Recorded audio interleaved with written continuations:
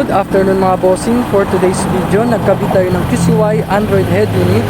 Yan with 360 camera dito sa Ford Ranger XLS.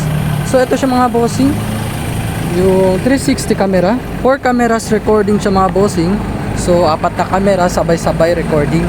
So ito siya mga bossing. Ito yung QCY Android head unit. 4 plus 64GB RAM. So 9 inches mga bossing. Kasama na yung panel nya. So wireless CarPlay, wireless Android Auto. So plug and play to mga bossing, wala tayong puputulin na wire. 100% plug and play. So ayun mga bossing, ito si front camera. Yan, so side mirror. Another side mirror. Ayan, mga bossing, ito yung rear camera niya. So bali dito pinalagay ni bossing yung camera sa plate number. Ito siya mga bossing.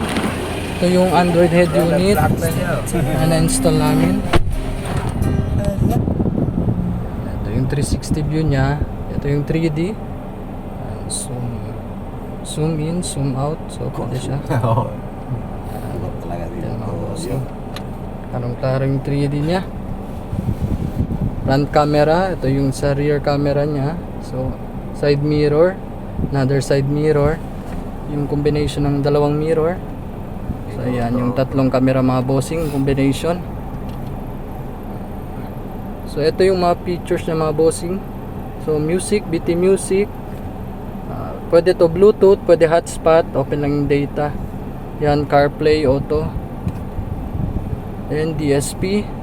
Yan mga bossing, may DSP siya, equalizer. Then yung Maps. Yan, pwede siya Google Maps. Yan mga bossing, pwede siya sa Google Maps.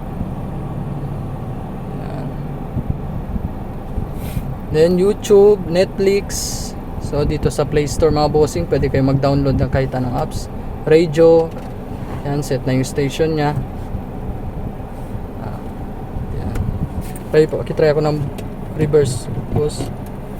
Ayan, automatic na siya mga bossing, pag-trigger sa reverse camera. So ito yung kasama niyang USB slot, dalawa. At saka isang SIM slot, pwede lagyan ng SIM card.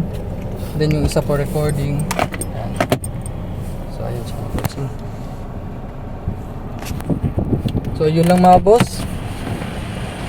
Do visit our shop sa Andres Auto Accessories, Governor Ramos Street, Santa Maria.